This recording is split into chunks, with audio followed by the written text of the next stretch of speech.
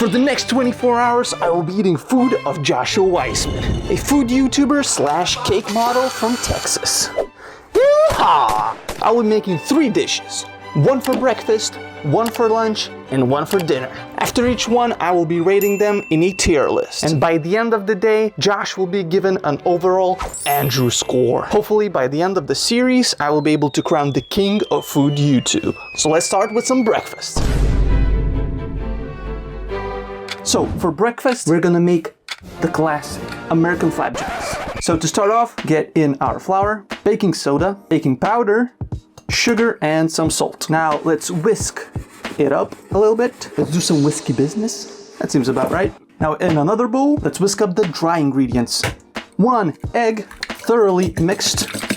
And what I love about Josh's recipes is that they're very tasty. They might not be healthy. I mean, the new ones are because he's in hella shape right now. Okay, enough glazing. But generally, the recipes he makes are really good and really tasty. So today is gonna be a good day. Okay, now once the eggs are whisked, let's pour in our milk. Hey, whoa, whoa, whoa, whoa, whoa. This was not supposed to happen. Clean up on aisle, idiot. Anyway, as I was saying, let's pour in the milk. 1.5 cups. And now the only thing left to do is get our dry ingredients and pour in our wet ingredients. And whisk everything thoroughly so there's no dry lumps. Now I'll be honest with you, this is not the first time I'm making this recipe. Why I started this channel is because I was interested in food and I was watching a ton of food YouTubers like Joshua Weissman himself. I wanted to try these American recipes, American pies, whatever. Seemed so good in movies. Look what influence movies does. I'm a bit biased, but you can check out my yeast pancake recipe in the corner. That is, in my opinion, way better. I don't use any baking powder, nothing. Yeast does all the job of rising the dough to that fluffy cloud-like consistency. But today, it's all about Josh. So add in 2 tablespoons of unsalted butter that has been melted, incorporated nicely. Butter makes everything taste great, even though your arteries are probably saying, no, please stop. This looks pretty decent. I think now it's time to go to the stovetop and bake these bad boys. Now, making these pancakes, I found out that you have to heat your pan to a pretty high heat. Let's turn it up! Yeah, it's pretty high heat. We almost need it to be smoking. Let's pour in some neutral tasting canola oil or whatever, rapeseed oil. Also don't skim on the oil. And 1 spoonful. Try to make them equal size. Now once we start seeing these bubbles on top, it means it's time to flip. Or of course you can check the bottom, but usually it means that it is time. For me, it's a bit unpleasant to look at those bubbles when it starts having holes in them because I have this phobia of holes. I don't know if you've heard of it, but maybe you found out that you hate holes too right now. But anyway, look at them rise. The only thing I love about this recipe more than my yeast pancake recipe is that you can make these pancakes way quicker. You don't have to wait for the yeast to rise for like 20 minutes or whatever. Just look at this beautiful stack pancakes. Now let's refill the oil supply and let's continue cooking. And look, a little pancake for the rats. For Remy, you know? The ratatouille rat. Ratatouille, ratatouille, chodź! What? No! And the little pancake, no! Save him. Yes! Because it's medium, whatever. Oh, the little pancake. Why are you so small and so painful? Great, now let's engineer the tower with all of our pancakes. The biggest ones on the bottom, also the ugly ones. Oh my, look. I'm gonna make it a big tower, I don't care. And our tiny pancake on the top. Look, it's like the leaning tower of pancake. God damn, it's gonna fall. Anyway, we have to do this quick. The base seems to be in mud or something. There we go. Now, of course, the signature cube of butter and... oh, shoot. Hey! And our beautiful maple syrup. Oh my lord, no! The structural integrity of the tower! Move it to the side. Sir, the tower has fallen! No! No! Oh, I'm going in Jamie Oliver style. Bare hands. Use your fairy fingers as you're tossing it. This This is disgusting. The pancakes have chilled a little bit maybe, the butter is not melting. Let's do a cross section, let's cut it. Yeah, baby. Fluffy as always. It's more of a cake right now than pancakes. Wait, pancakes? My neurons just made a connection. It is a cake. It's supposed to be like this. That's why you eat it in layers. Sorry for this self-realization. Whatever. Let's get some of that maple syrup on the sides. Give it a bite. Oh yeah. Let's get some milk.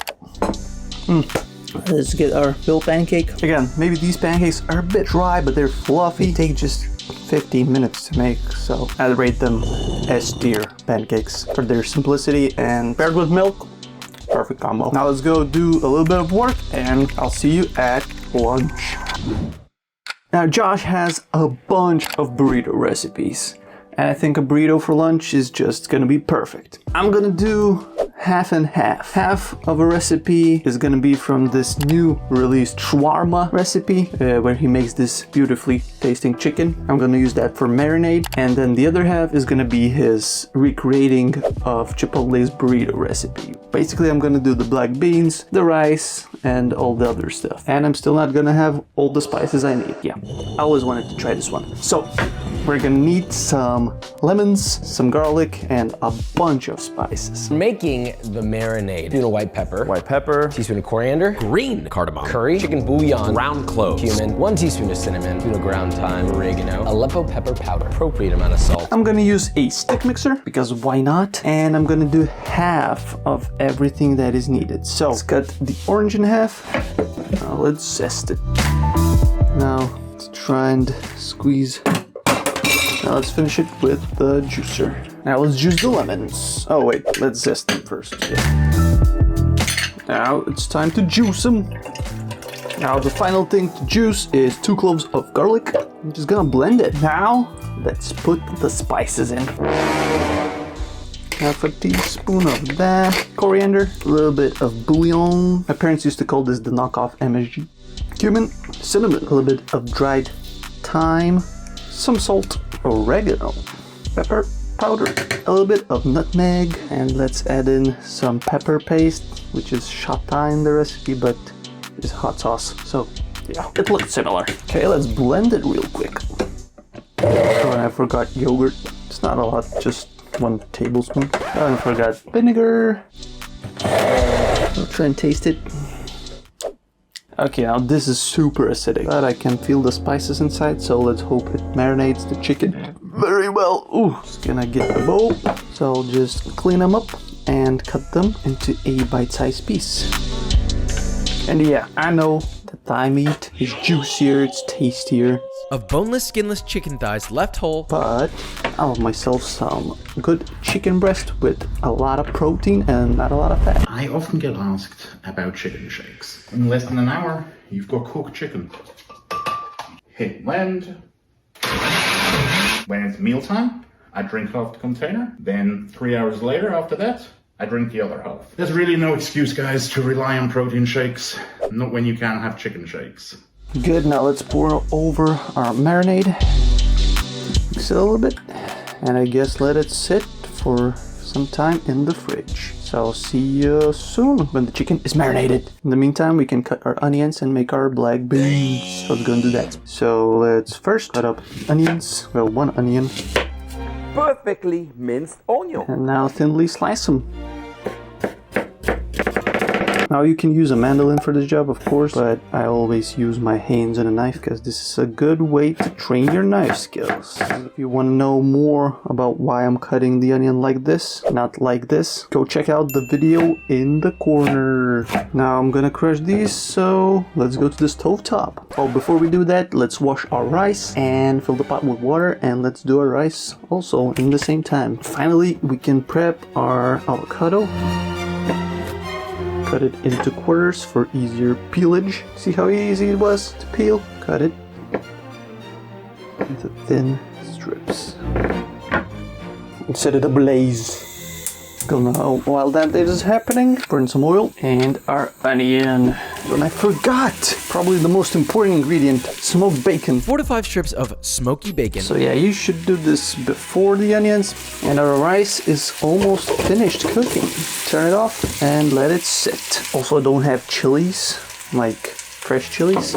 So I'm gonna just add a little bit of this marinated chili, jalapeno pepper.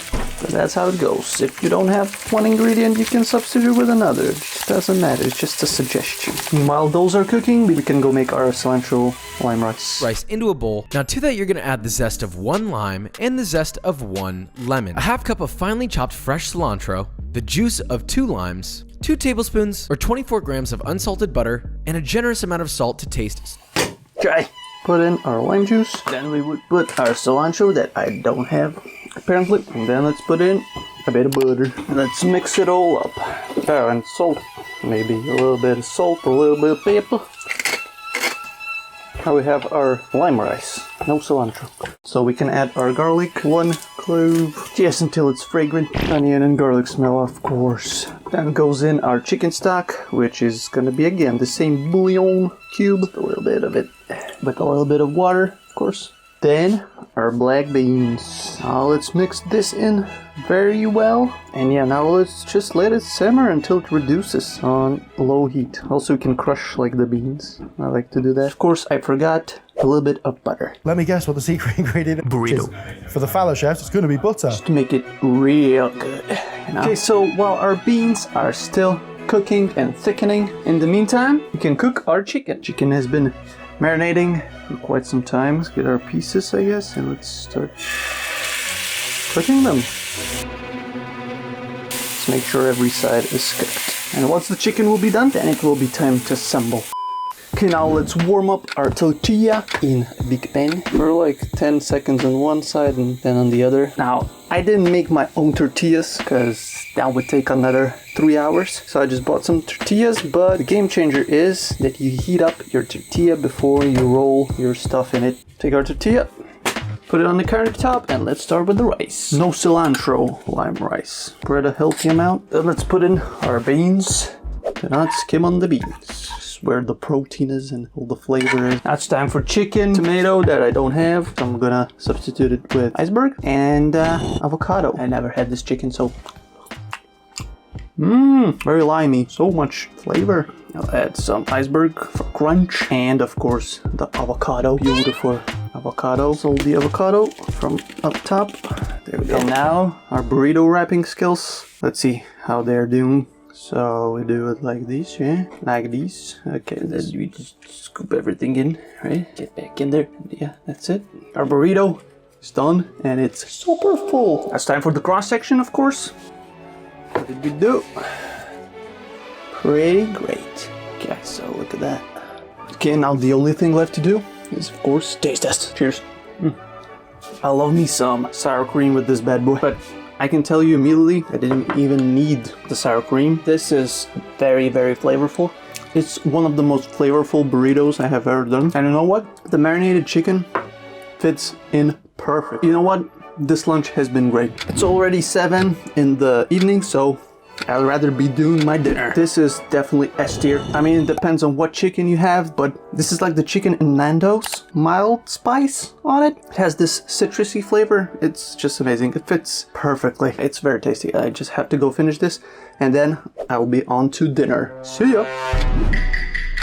Okay, god damn it. That burrito was great, but it took me like half a day to make. So I want something more simple for dinner. And I found this panko deep fried chicken recipe with some coleslaw, which is usually what I eat. That's my bread and butter. Let's do the chicken, shall we? Now, I'm not gonna do chicken breast. I'm gonna do chicken tenders. Still need to cut out these ligaments. You can use chicken breasts. It doesn't really matter. They're good. They're full of protein, less fat. Now let's get the tenderizer, as I call it, and let's tenderize our meat to be equal size. They're pretty equal size right now, but chicken tenders even more tender. Now also this recipe I liked because I will not need to marinate any chicken. I mean, I could, but Josh said I can just salt it. So now you can go ahead and just season it with salt and go right into making this recipe. That's what I'm gonna do. I think our chicken is pretty even thickness. Now we can go to the breading station, deep fry our chicken. Yeah, but before we do that, I think we should make our slaw because we want to eat our hot chicken with the slaw, so. I also made a nice spicy cabbage slaw to go with it. Really simple. I just thinly sliced some cabbage and then I tossed it in some salt, kind of bruised it and squeezed it to get a better texture. And there we go. Put our slaw in the bowl. Great, now salt it and damage all the cabbage so the juices start flowing. Hurt its feelings, has to cry a little bit in the bowl. Now let me go check on the recipe because I'm not entirely sure that I have all the ingredients.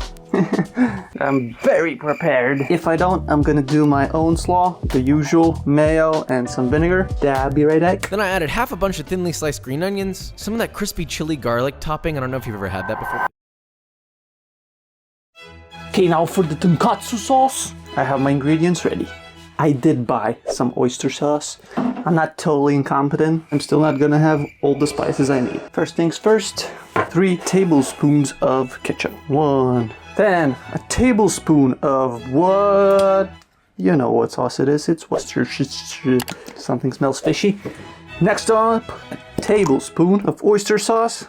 Actually never used oyster sauce, so this is gonna be a first for me. Only maybe eating it in like Chinese food, you know. And then 1 teaspoon of honey. Now I didn't find like the runny honey, so this one is pretty soft, so I'm very curious to taste the sauce. Salt. Josh said miso is optional. 1 tablespoon or 20 grams of miso, which that part is optional. So add a bit of salt. It smells very weird. The honey has not melted. Okay, I think the sauce, you can taste test it. Put the taste test kit in there. Cheers. Oh, oh, it's strong. And it tastes kind of like it smells. Yeah, I'm not too much of a fan of the sauce. It's more like a glaze. I would put it on like some pork or whatever. Well, I'll taste it with the chicken. So let's get our breading station and then I'll shallow fry some chicken tenders. Oh man, I can't wait. Okay, we got our meat. Let's get an egg, a little bit of water, just a little bit. Whisk with a fork or whatever. Okay, great. So it's gonna be a circle from here to here to here to here. There we go. Now prep our oil. We're gonna shallow fry, so I'm gonna just pour in this much oil, a little bit more, and it should heat up to 170 degrees Celsius. Let's probe it. It's at 170 already. 160 already. Let's use one hand for the dry stuff, right? And one hand for the wet stuff. In the wet stuff, drain it and put it on the panko. And let's deep fry this one. Oh, yes. Oh, can you hear the crackling? Listen. Josh said 3 to 5 minutes on one side and the other. Fry for 3 to 5 minutes or until crispy golden brown. Now drain it on some paper towels. Oh, no, that was not supposed to happen. Our panko shallow fried chicken. All that is left to do is serve.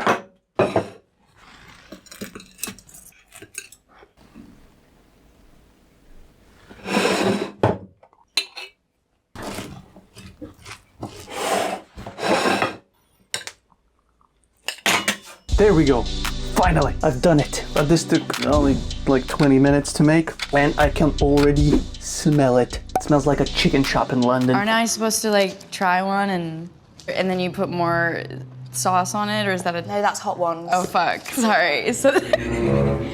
Oh, the crunch is like no other. Let's dip it into the sauce and cheers.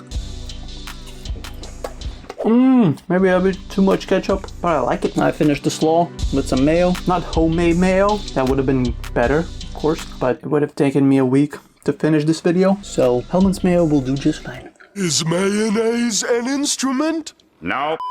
So panko breadcrumbs, I see their appeal. I see why they're so sought after and so crunchy. The chicken, even with just salt with the sauce, is 10 out of 10. With coleslaw, my favorite. This is my favorite salad. This is S+ tier. Crunch in my ears. Okay, now overall, the entire day, 24 hours, the entire day. The breakfast, was amazing. They're tasty with maple syrup, classic. Now, lunch. It was exhausting to make, okay? Marinating the chicken, making the rice, making the beans, like it's making 3 dishes at the same time just to make a burrito. So just for that reason, I'd say I move it from S tier that I gave it before to A tier. The chicken was great. It was the tastiest burrito I've made till this date. Now, dinner. This is unhealthy as hell. This is definitely S+ tier. Panko breadcrumbs. Oh my god, listen. Oh, jeez. The crunch. It's out of this world.